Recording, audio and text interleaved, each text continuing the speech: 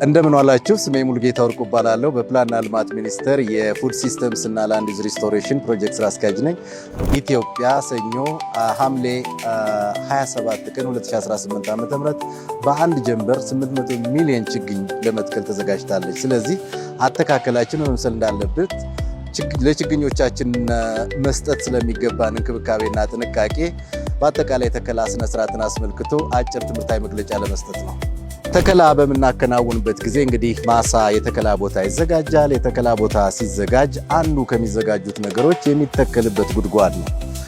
ስለዚህ ጉድጓድ የችግኝ መትከያ ጉድጓድ የምናዘጋጀው በዋናነት ችግኙን ጉድጓዱ ስለማስቀመጥ ሳይሆን የእጽዋት ሽርስሮቻቸው እንደ ልባቸው እድገታቸው ሳይገታ እንዲያድጉ እንደገና ደግሞ የኦክሲጅን ወይም የአየር ስርጭት ለማሳለጥና እንደዚሁም የውሃ ጉዞ ወይንም የመስረግ የውሃ ስርገትን ደግሞ ለማሳለጥና በአጠቃላይ ለችግኙ እድገት ምቹ ሁኔታ ለመፍጠር ነው ጉድጓድ የምንቆፍረው ማለት ነው።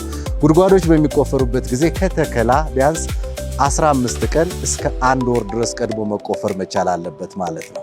ጉድጓዱ ከተቆፈረ በኋላ ደግሞ መጀመሪያ አፈሩን ወደ ጉድጓዱ መመለስ አለብን። አፈሩን በምንመልስበት ጊዜ መመለስ ያለበት ወደ ውስጥ የላይኛው አፈር ነው ወይም ቶፕ ሶይል የሚባለው እንግዲህ እንደየአፈሩ ሁኔታ የላይኛው 30 ሴንቲሜትር መጀመሪያ ወደ ውስጥ ይገባል።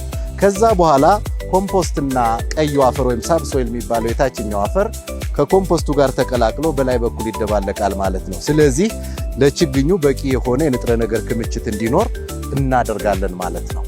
አፈር ወደ ጉድጓድ በምንመልስበት ጊዜ ሙሉ በሙሉ ላንመልስ እንችላለን። የችግኙን ቁመትና ስፋት አይተን ወይም የፕላስቲኩን ቁመትና ስፋት አይተን ለዛ የምትበቃ ብቻ ጉድጓዱ ላይ ክፍተት ከተውን በኋላ ሌላውን ግን አፈር እንሞላዋለን።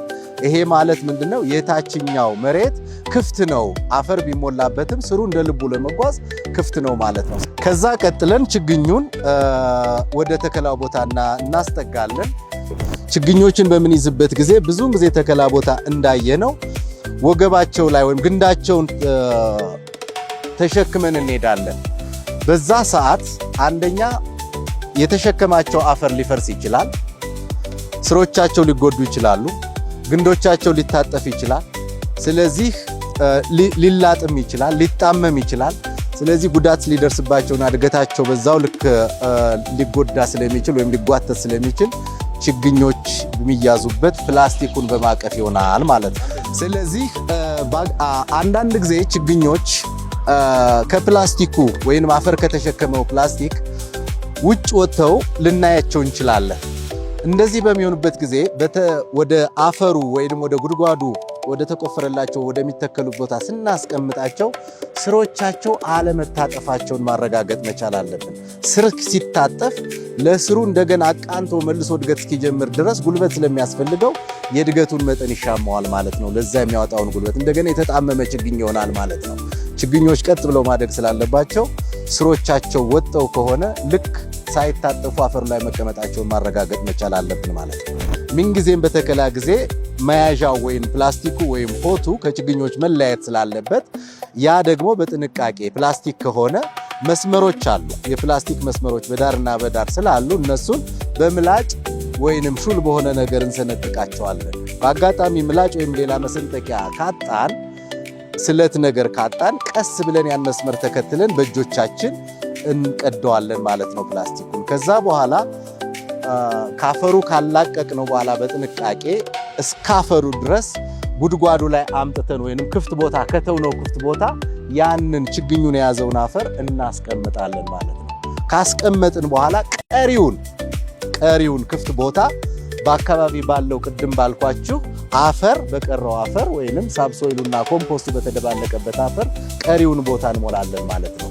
ከዛ በኋላ ጎርፍ እንዳይወስደው አፈሩ እንዳይሸረሽረው ደግሞ ትንሽ በእጃችን ጠበቅ እናደርገዋለን ማለት ነው። ከዛ በኋላ የችግኙ የግንድ እና ስሩ የሚለያዩበት ቦታ ከመሬት በላይ መሆኑን ማረጋገጥ መቻል ከመሬት ወይም ሰርፌስ ላይ መሆኑን ማረጋገጥ መቻል አለብን ማለት ነው።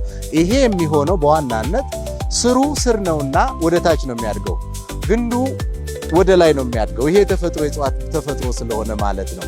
ግንዱ ደግሞ በለጋነት ወይም በሳፕሊንግም ሆነ በሲድሊንግ ጊዜ አረንጓዴ ነው ወይንም ፎቶሲንቴቲካሊ አክቲቭ የምንለው ነው። ይሄ ምግብ ያዘጋጃልና ቅጠሉን ያግዛል። ቅጠሉን የሚያግዝና ምግብ የሚያዘጋጅ ደግሞ ከመሬት በላይ ሆኖ ፀሐይ ብርሃን ማግኘት አለበት። ነገር ግን ጉድጓዱ ስንቀብረው ያ አረንጓዴነት የያዘው ግንድ የምግብ ስራውን ያቋርጥና ምናልባትም ስር ለማውጣት ሁሉ ሊገደድ ይችላል። ካፈር ውስጥ ነው ያለውና ስር ማውጣት አለብኝ ብሎ መልእክት ሊደርሰው ይችላል። አላስፈላጊ እድገት ውስጥ ይገባና የቀነጭራል ወይ ይጣመማል፣ ሆነ ችግር ይደርስበታልና ምንፈልገው ችግኝ እድገቱ ሊስተጓጎል ይችላል። ስለዚህ ምንጊዜም ግንዱ ከመሬት በላይ መሆኑን ማረጋገጥ አለብን ማለት ነው።